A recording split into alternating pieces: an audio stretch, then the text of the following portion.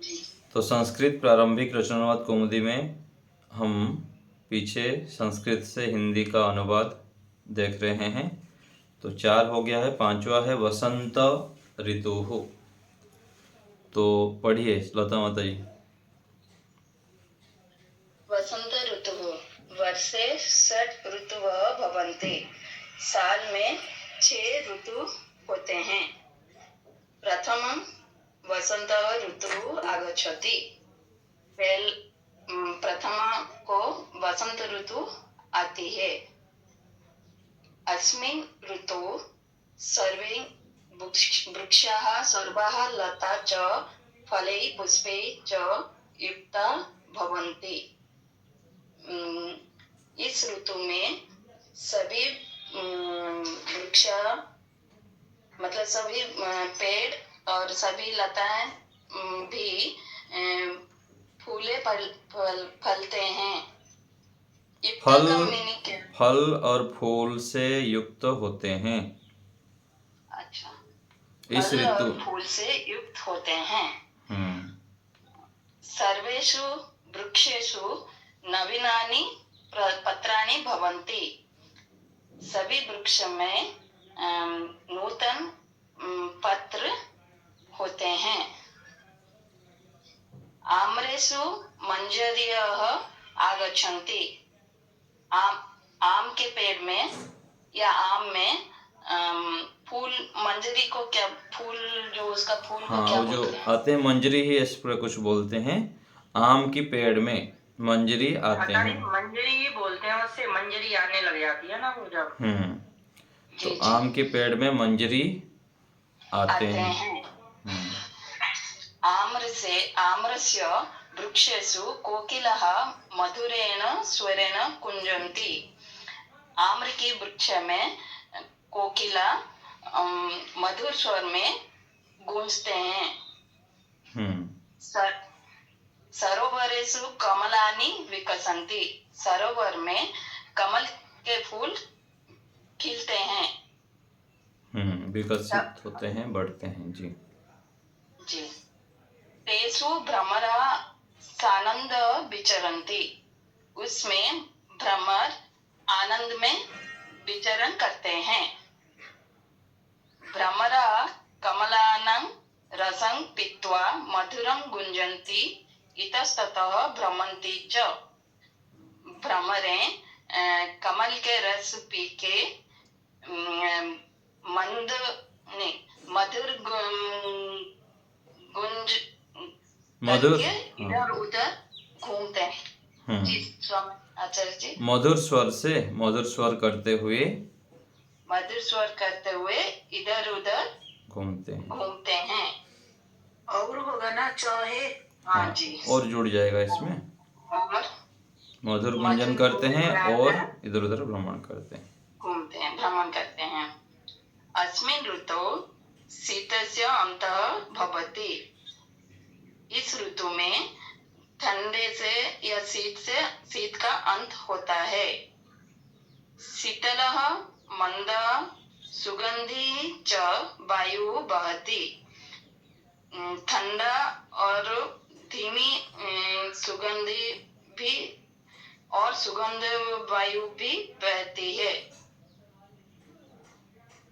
वायु बहती है। अयम ऋतुराजः इति कथ्यते। यह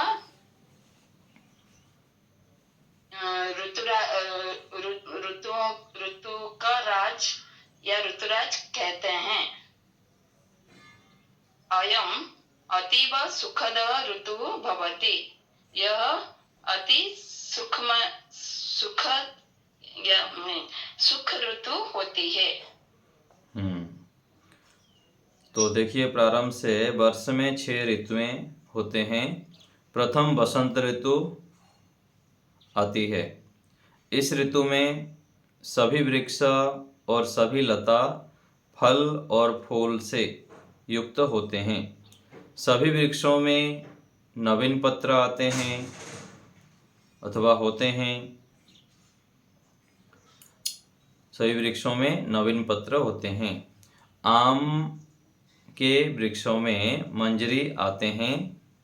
आम के वृक्ष में कोकिल मधुर स्वर से गुंजन करते हैं।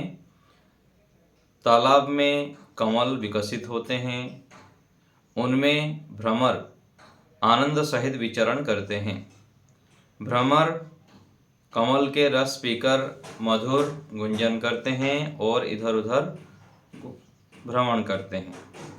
इस ऋतु में शीत का अंत होता है। शीतल मंद और सुगंधी वायु बहती है।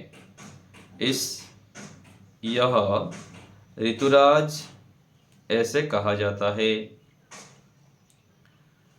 इसको अयम अर्थात इसको ऋतुराज कहा जाता है और इसको अतीव सुखद ऋतु होती। यह अति सुखद ऋतु होती है। आगे आचार्य इसको ऐसे भी बोल सकते हैं, अयम ऋतुराजः, यह ऋतुओं का राजा है, इति कथ्यते, ऐसा कहते हैं। हाँ, कह सकते हैं। ठीक है, चलिए आगे कुसुम माता जी पढ़िए ग्रीष्म ऋतु। जी आचार्य जी। अस्मिन् ऋतौ सूर्यस्य किरणः तीक्ष्णा भवन्ति। अच्छा, ग्रीष्म ऋतु, इस ऋतु में सूर्य की किरणें तीक्ष्ण होती हैं।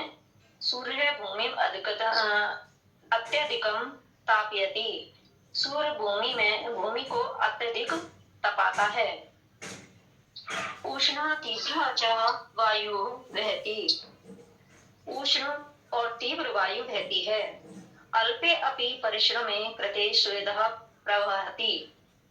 थोड़े परिश्रम से ही पसीना बहता है। अल्प परिश्रम करने पर भी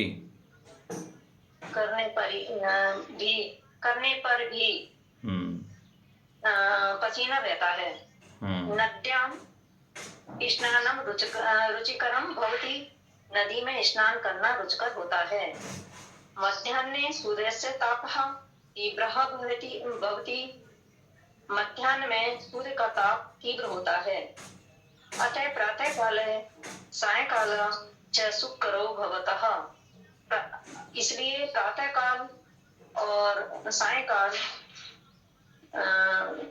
सायंकाल सुखकारी होता है। मध्याह्ने वह गमनम न संभवति। दोपहर के समय बाहर निकलना संभव नहीं होता है। बाहर जाना, गमनम, जाना संभव नहीं होता है। अतः छायासु शयनम रुचिकरम भवति। इसलिए छाया में शयन करना रुचिकर होता है। पिपासा अधिकम बाधते। प्यास अधिक सताती है। शरीर शिथिलम संजायते। शरीर शिथिलता को प्राप्त होता है। कार्येषु मना न लगती। कार्यों में मन नहीं लगता है। केचन आतपेण रोणः भवन्ति। थोड़े ताप से ही कुछ लोग, केचन अर्थात कुछ लोग ताप से रुग्ण हो जाते हैं। वृक्षा लता च प्राह शुष्यन्ति। वृक्ष और लताएं प्राय शुष्क हो जाती हैं। वर्षा ऋतु पढ़ूं आचार्य? बस पीछे का किसी को कुछ पूछना है? क्या क्या तैयारी कर रहे हैं आप परीक्षा के लिए? हो गया सब? शब्द रूप, धातु रूप, संधि, प्रत्यय सब देख लेते हैं। जितने भी शब्द रूप है सारा याद हो गया सबको? सर्वनाम शब्द, अस्मत् युष्मत् सब याद है? ममता माता जी बोलिए। जी आचार्य जी नमस्ते। आचार्य जी आतपत्रम अर्थ क्या है?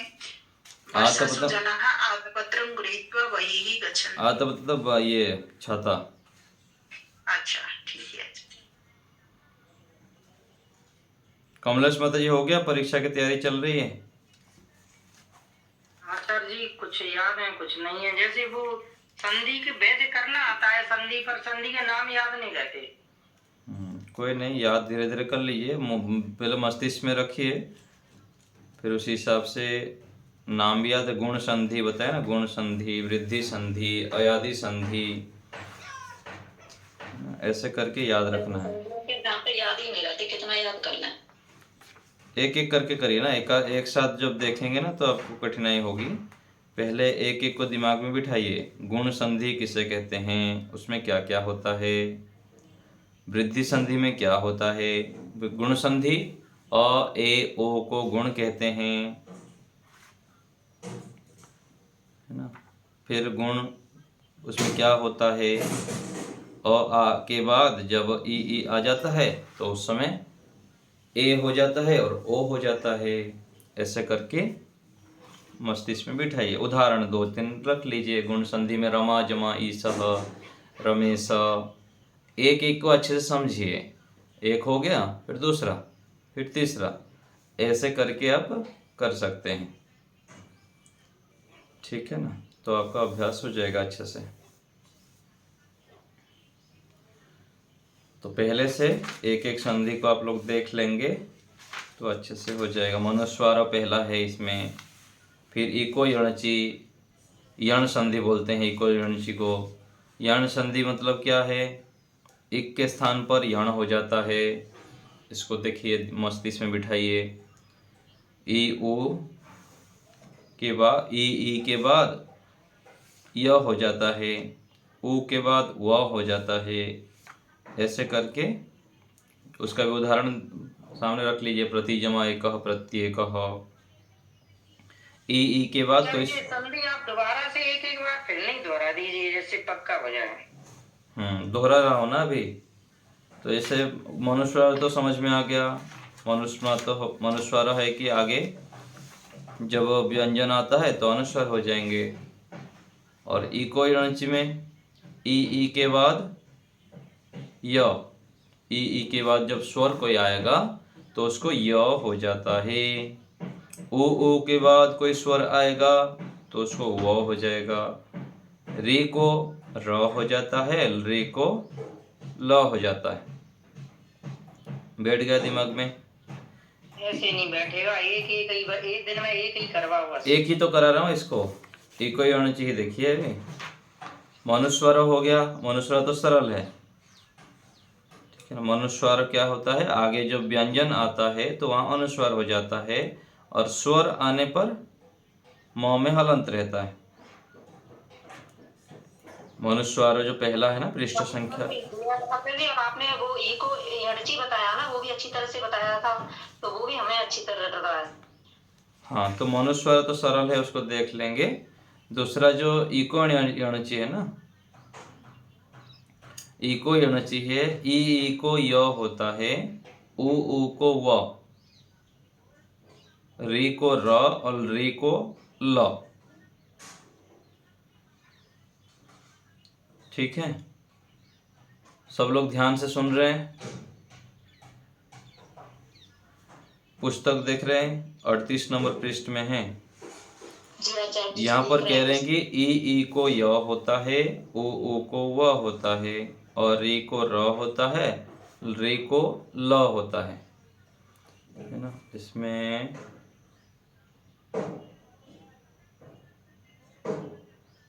एक मिनट रुकिए, इसको देखते हैं।